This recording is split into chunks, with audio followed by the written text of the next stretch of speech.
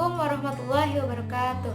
Hello everyone, perkenalkan nama saya Nisrina Saidatunisa dari kelas 10 IPA 1. Dalam video ini, saya akan membahas mengenai Kesultanan Banjarmasin.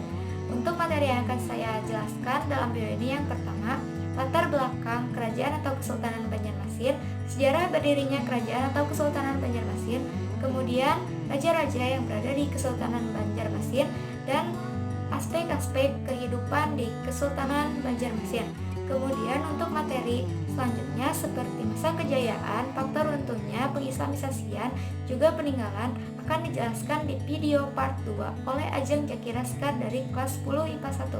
Selamat menonton, semoga ilmu yang saya sampaikan bisa bermanfaat bagi kita semua. Nah, pembahasan yang pertama akan dibahas oleh saya yaitu mengenai latar belakang kerajaan atau Kesultanan Banjar. Kerajaan Banjar adalah kesultanan yang wilayahnya pada saat ini termasuk ke dalam Provinsi Kalimantan Selatan yang tentunya berada di Indonesia. Kemudian wilayah Banjar ini yang lebih luasnya itu terbentang dari Tanjung Sambar sampai ke Tanjung Aru. Dan perlu kalian ketahui, Kalimantan ini merupakan pulau terbesar ketiga di seluruh dunia dengan mencapai luasnya yaitu 940.000 km persegi dan 736.000 km persegi milik pemerintah Republik Indonesia. Juga Kalimantan ini hasil limbahnya yang sangat melimpah, diantaranya menghasilkan kayu yang paling bermutu, rotan, damar, dan sebagainya. Juga tanahnya yang lebat karena curah hujan yang tinggi yang mengandung batu bara, minyak tanah, besi, intan, emas, dan platina. Juga di Kalimantan banyak terdapat sungai-sungai yang besar yang menjadi sumber kemakmuran dan kemajuan ekonomi, di antaranya Sungai Kapuas, Sungai Barito, dan Sungai Nangka. Oke, sekarang kita masuk ke pembahasan yang kedua, yaitu mengenai tentang sejarah berdirinya kerajaan atau Kesultanan Banjar. Islam masuk pada abad ke-15 ke Kalimantan. Itu diawali dengan datangnya Raden Paku atau Sinangkiri yang berlayar ke Kalimantan dan berakhir di Pelabuhan Banjar, dan kedatangannya itu sebagai mubalik, juga sambil membawa dagangannya sebanyak 3 kapal, dan diperkirakan kejadian tersebut terjadi pada tahun 1470 Masehi. Kemudian pada akhir abad ke-15, orang-orang Jawa banyak yang sudah menetap di Kalimantan, sehingga berita-berita tentang agama Islam sudah tersiar di kalangan penduduk, baik dari kalangan para pendatang yaitu pedagang atau mubalik, juga penduduk asli Kalimantan sendiri yang telah menyinggahi Pulau Jawa, tentunya di Jawa Timur, dan mereka dari Jawa Timur membawa kisah yaitu Wali Songo yang menjadikan buah bibir di Kalimantan. Pelan tapi pasti, agama Islam telah dikenal oleh banyak kalangan atau seluruh penduduk Kalimantan. Nah, pada masa itu Kalimantan Selatan masih di bawah Kerajaan Daha yang sedang dipimpin oleh Pangeran Soekarno yang memiliki 3 orang anak, yaitu Pangeran Mangkubumi, Pangeran Tumenggung, dan Putri Galuh. Kemudian peristiwa kelahiran Kerajaan Banjar atau Kesultanan Banjar bermula dari konflik yang ada di Istana Daha sendiri, yaitu konflik antara Pangeran Samudra sebagai pewaris sah dari Kerajaan Daha dan Pangeran Tumenggung yaitu pamannya. Seperti dikisahkan dari Hikayat Banjar, ketika Raja Sukarama merasa sudah hampir dekat dengan ajalnya, ia berwasiat agar yang menggantikannya nanti adalah cucunya yang bernama Raden Samudra. Nah, setelah ayahnya berwasiat seperti itu, tentu saja ketiga anaknya tidak setuju dengan apa yang telah dilakukan oleh ayahnya. Terlebih Pangeran Tumenggung sudah sangat berambisi akan menggantikan kedudukan ayahnya yaitu Pangeran Soekarno. Nah, setelah Pangeran Soekarno wafat, Pangeran Mangkubumilah yang dijadikan raja. Mengapa? Karena Pangeran Mangkubumi merupakan putra yang paling tua dan Pangeran Samudra masih berumur 7 tahun.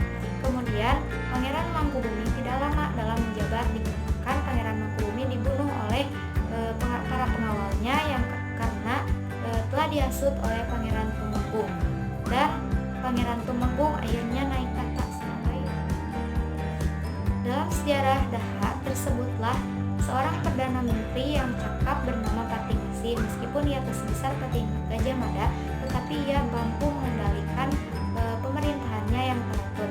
Kemudian ia berdiam di pelabuhan dan di sanalah ia banyak bergaul dengan para pendatang-pendatang yaitu dari Tuban dan Gresik.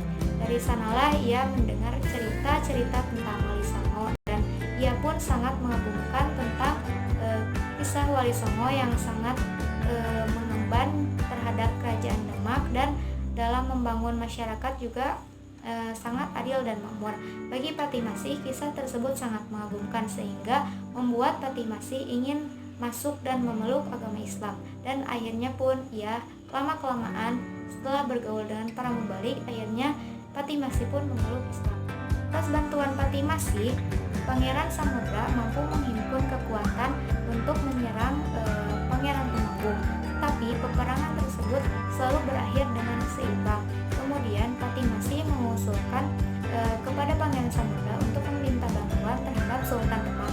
Kemudian Sultan Demak pun bersedia untuk membantu Pangeran Samudra, tetapi dengan satu syarat: jika Pangeran Samudra tidak memiliki kemenangan, maka Pangeran Samudra harus memasuki agama Islam dan memeluknya.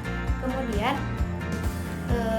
Pangeran Samudra pun sangat setuju dengan perjanjian tersebut, dan Sultan Demak mengirimkan 1000 pasukan. Tetapi ada yang mengatakan dari sumber lain bahwa Sultan Demak mengirimkan 40.000 prajurit atau tentaranya untuk Pangeran Samudra, dan dengan 1000 kapal juga di dalam satu kapalnya terdapat 400 prajurit.